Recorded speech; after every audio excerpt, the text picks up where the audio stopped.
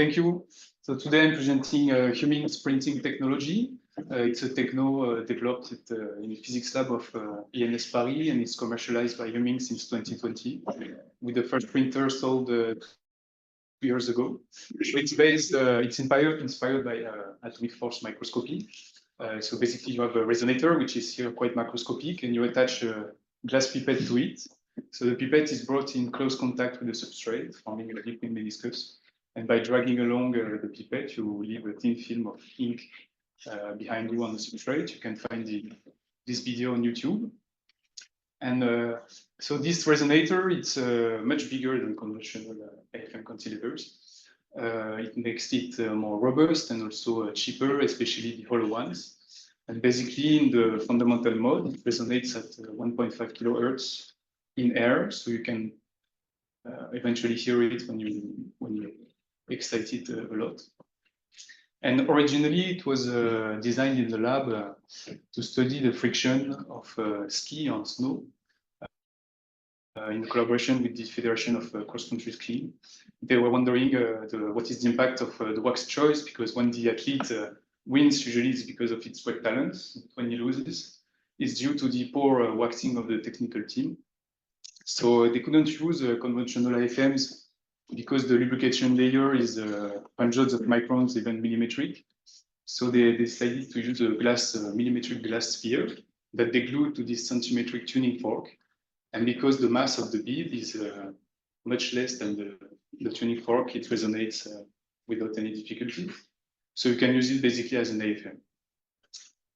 And as a side project, they glued, instead of a glass sphere, they glued the glass pipette that they filled with different kinds of liquids, and they started printing with it. Here you see an image before printing on the left and after with the SU8 on the right. And you see that the pipette is not damaged after 2 hours. There is some SU8 left by the meniscus. And well, similar technologies use glass micropipettes.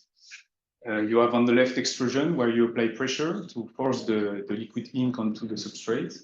But you have to control the gap between the substrate and the pipette, and also to fine-tune the pressure applied as a function of the scanning speed. Then you have electro-hydrodynamic printing that you know maybe through SIG. Here again, you force the liquid through a difference of electric potential between the pipette and the substrate.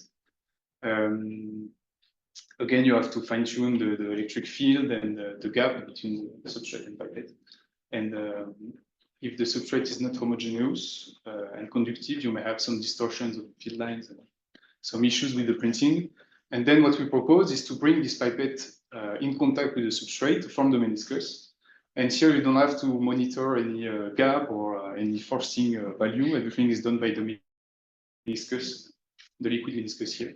And since it scales as the capillary pressure that pulls the liquid scales as the inverse of the pipette diameter, you are able to print anything as long as it's liquid and even at very small scales.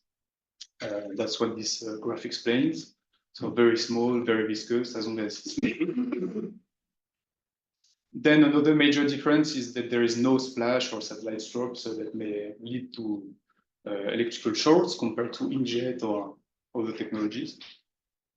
And here is the demonstration on the silicon wafer that we print a line with a silver ink, homemade, dots also, and you see that the line is very smooth and the dots have a very reproducible size.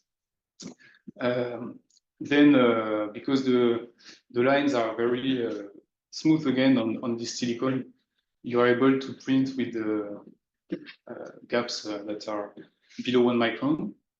And that's what we get in our lab when we print with the machine, that we know very well. But let's see what happens when we let others get their hands on the tool. So we started a collaboration with Prof. Franklin at Duke University. And their aim was to print these carbon nanotubes transistors with the channel length below 1 micron on silicon wafers.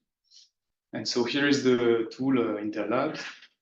They use the silver ink that we develop at Humming, which is specially customized for such applications. And you see that they managed to reproduce very smooth electrodes with very small gaps.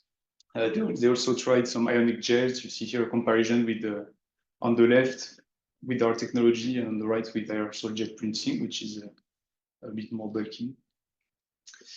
And then after printing the silver electrodes, they print the carbon nanotube on top of it. You have an SEM images here. You see silver on the left and right, and the tubes in between.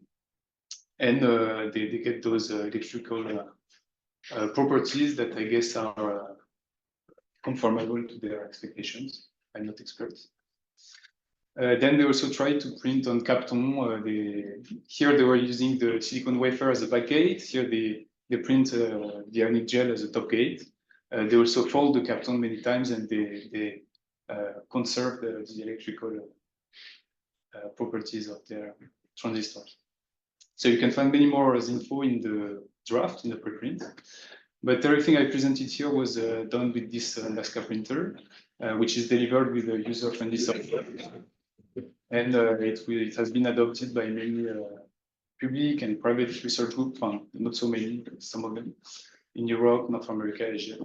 And we are open to collaborations, and we'll be always happy to have you in our Paris facilities for live demonstration. Thank you.